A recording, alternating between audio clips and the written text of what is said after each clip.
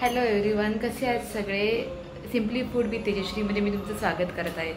आज मी स्पेसिफाय असं तुम्हाला कोणता पदार्थ दाखवणार नाही, कारण आज आहे श्रावणी सोमवारमधला पहिला सोमवार आहे. तर आता ते मी त्याच्यामध्ये श्रावणी सोमवारमध्ये माझा ठरलेला मेनू असतो. म्हणजे सोमवारच्या दिवशी आम्ही डाळ भात, मुगाची भाजी, पालेभाज्यामध्ये एक मेथीची किंवा चवळीची पालेभाजीमधली एक भाजी करतो. काहीतरी स्वीट असतं आणि एक तळलेला काहीतरी पदार्थ असतो. तर मी आज बटाट्याची कापं करणार आहे, ती पण डीप फ्रायवाले नाही करणार आहे, शॅलो फ्रायवाले करणार. त्याची मी तुम्हाला रेसिपी मी दाखवते. आणि याचं डाळ भात, मुगाची भाजी, मेथीची भाजी हे सगळे पदार्थ आज मी तुम्हाला थोडे थोडे करून दाखवते. तर चला तर मग बघूया आपण उपवासाचं आज जेवण, श्रावणी सोमवार पहिल्या सोमवारमधलं जेवण. सध्या तरी मी आता डाळ उकळायला ठेवते. तुरीची डाळ आणि मुगाची डाळ मी थोडी थोडी घेतली आहे. त्याच्यामध्ये कांदा टाकणार आहे थोडासा आणि टोमॅटो थोडासा घालणार आहे आणि ती डाळ थोडीशी हळद घालून आता बॉईल करायला ठेवणार आहे. डाळ बॉईल करून घेणार आहे, तोपर्यंत आपण भाजीची तयारी करून घेऊया. हे बघा, मी मूग रात्री काल भिजत घातले होते. थोडे सकाळी असं चाळणीमध्ये ठेवले, त्याला काही जास्त मोड नाही आलेत, थोडेफारच मोड आलेले आहेत. तर त्याची मी भाजी आता करणार आहे, बटाटा घालून करणार आहे. हे बघा, आता एक कढई ठेवली आहे, त्याच्यामध्ये थोडंसं जिरे घालणार आहे. तेल तापायला चांगलं ठेवलं होतं. जिरे थोडे तडतड झाले आहे, त्याच्यामध्ये मी कांदा घालणार आहे. बारीक चिरलेला कांदा घालते आणि कांदा चांगला गोल्डन ब्राऊन कलरचा होऊन देते. कांदा चांगला थोडा गोल्डन ब्राऊन कलरचा होत आलेला आहे. त्याच्यामध्ये आता मी घालणार आहे थोडा टोमॅटो. टोमॅटो पण थोडासा स्मॅश करून घ्यायचा आहे. टोमॅटो स्मॅश झाला की त्याच्यामध्ये मी हळद घालणार आहे, चवीनुसार मीठ घालणार आहे. आणि मी माझ्याकडे हा जो आहे तो घरगुती मसाला आहे. मी घरी बनवलेला मसाला असतो, असं जस्ट लाईक घाटी मसाला टाईप, तो मसाला आहे, तो मी टाकणार आहे. आणि लाल मिरची पावडर टाकणार आहे. आणि ह्या मसाला सगळा चांगला स्मॅश करून घेणार आहे मी. तो जो मसाला मी घरगुती बोलली तो कांदा खोबऱ्याचा मसाला आहे. तर तो मसाला जर टाकला तर आपल्याला वाटप काढायची गरज नाही. आता तो चांगला मिक्स करून घ्यायचा आहे. तो मिक्स करून झाल्यावरती आपण त्याच्यामध्ये मूग आणि बटाटे जे आहेत आपले ते घालणार आहोत. ते चांगले एकत्र करून घ्यायचे आहेत. आणि नंतर ह्याच्यामध्ये थोडं थोडं करून पाणी घालायचं आहे. हे बघा, ह्याच्यामध्ये थोडं पाणी घालायचं आहे आणि ह्याच्यावरती झाकण ठेवून हे चांगलं शिजवून द्यायचं आहे. आता मुगाची भाजी आपली होत आहे, तोपर्यंत आपण मेथीच्या भाजीची तयारी करून घेऊया. बघा, मेथीच्या भाजीसाठी मी मेथी ही बारीक चिरून घेतलेली आहे. आमच्याकडे ही मेथीची आहे ती बारीक चिरून घेतात. म्हणजे कोकणामध्ये मेथी ही बारीक चिरून घेतात. म्हणजे माझ्या मम्मीच्या घरी आम्ही कधी मेथी बारीक चिरलेली नव्हती, पण मी इकडे आल्यापासून मी मेथी बारीक चिरूनच करते. तर मेथी आता ही मी बारीक चिरून घेतली आहे. एक कढई ठेवली आहे, कढईमध्ये तेल ठेवलं आहे. तेल गरम होऊन द्यायचं आहे. त्याच्यानंतर कांदा आणि मिरची त्याच्यामध्ये घालायची आहे आपल्याला. हे बघा, कढईमध्ये कांदा मिरची आपण घातलेली आहे. कांदा मिरची चांगली फ्राय करून घ्यायची आहे. आणि बघा, दुसऱ्या साईडला आपली मुगाची भाजी शिजत आहे. बघा किती चांगली त्याला तर्री आलेली आहे. ती शिजून झाली ती मी तुम्हाला दाखवेल नंतर. कांदा भाजत आलेला आहे, त्याच्यामध्ये मी ठेचलेला थोडासा लसूण घालणार आहे. थोडासा म्हणजे 2 पाकळ्या मी लसूण घातलेला आहे, ठेचून घातलेला आहे. खलबत्त्यामध्ये ठेचून घ्यायचा आहे तो आणि तो घालायचा आहे. त्यानंतर मी मुगाची डाळ भिजवली होती. आता ऑफिसवरून आल्यावरती गरम पाण्यामध्ये मुगाची डाळ भिजवली. ती मुगाची डाळ मी त्याच्यामध्ये घालणार आहे. थोडीच घालणार आहे मुगाची डाळ, जास्त नाही घालायची आहे. चवीनुसार मीठ घालणार आहे आणि हे मी चांगलं मिक्स करून घेणार आहे. त्या डाळीला एक वाफ काढून घेणार आहे आणि त्यानंतर मी भाजी घालणार आहे मेथीची ह्याच्यामध्ये.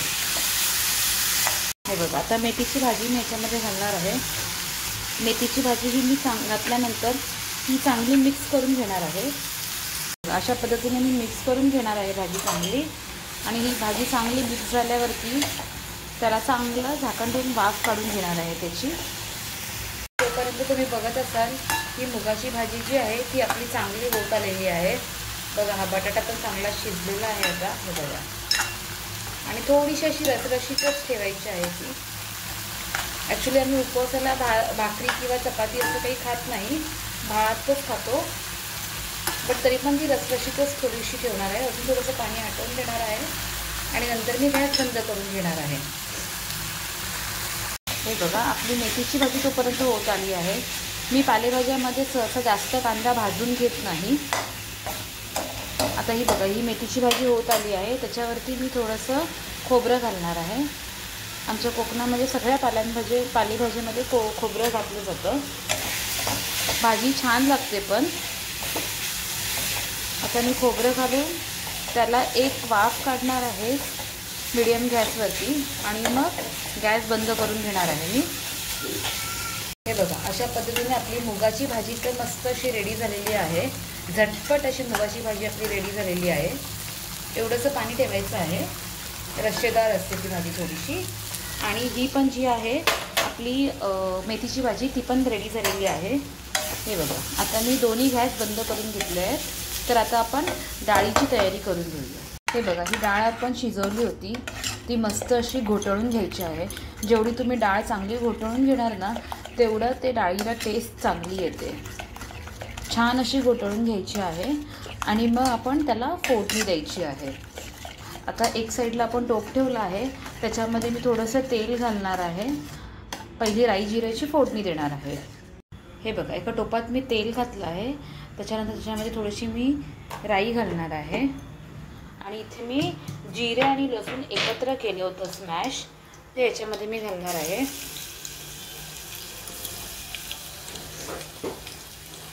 मी थोडंसं हिंग घालणार आहे. हे सगळं मिश्रण मी चांगलं एकत्र करून घेणार आहे.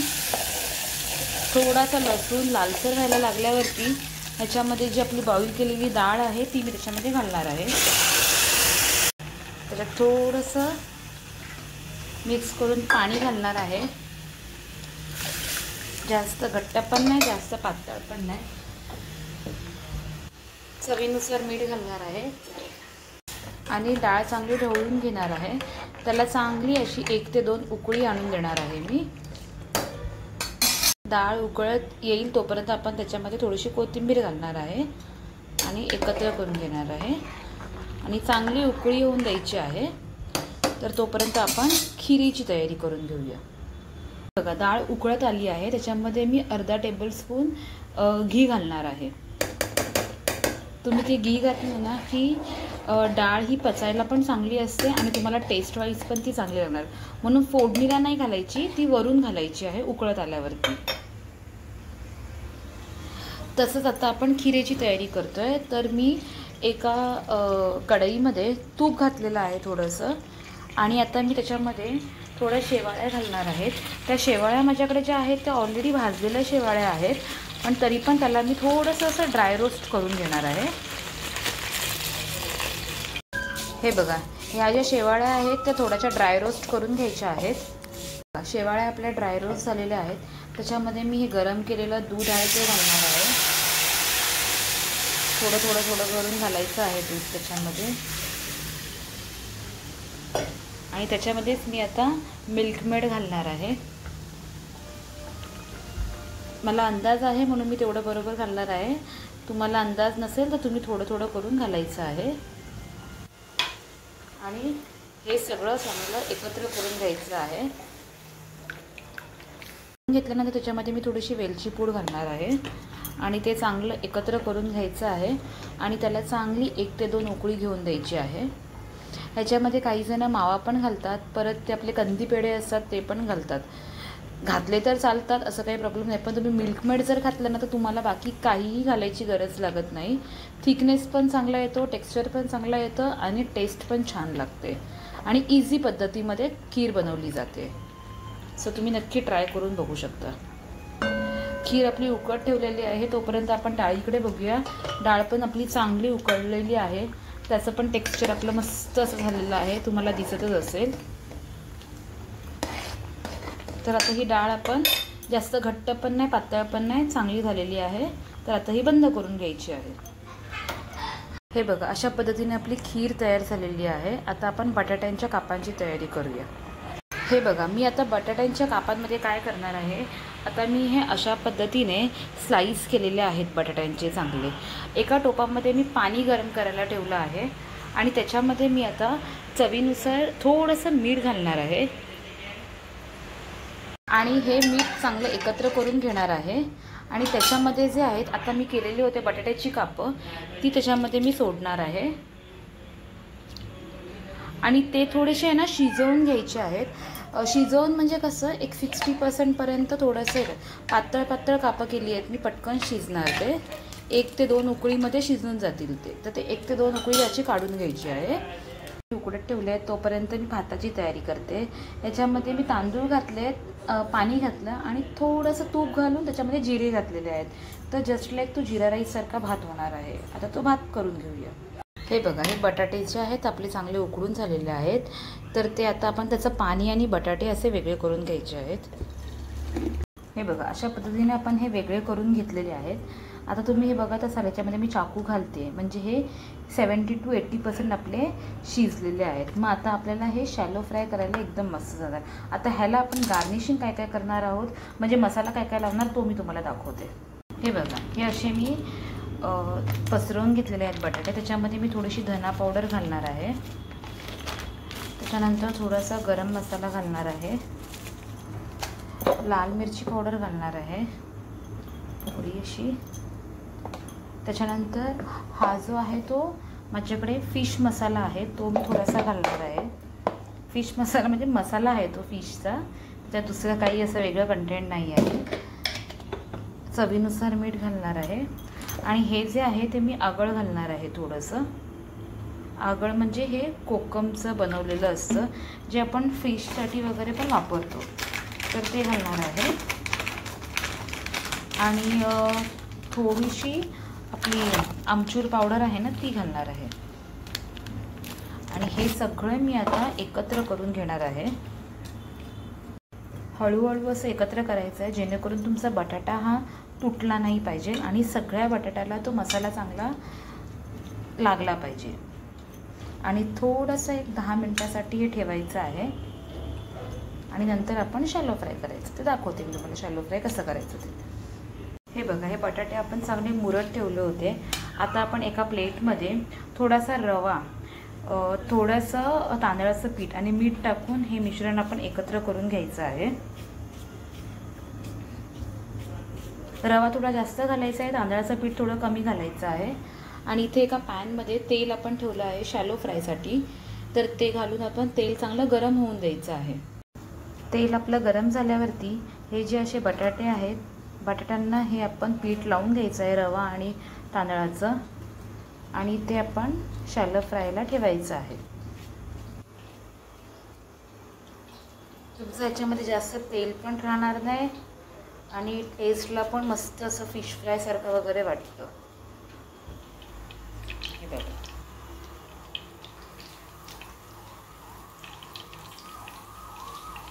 हे मी असं घालून घेणार आहे.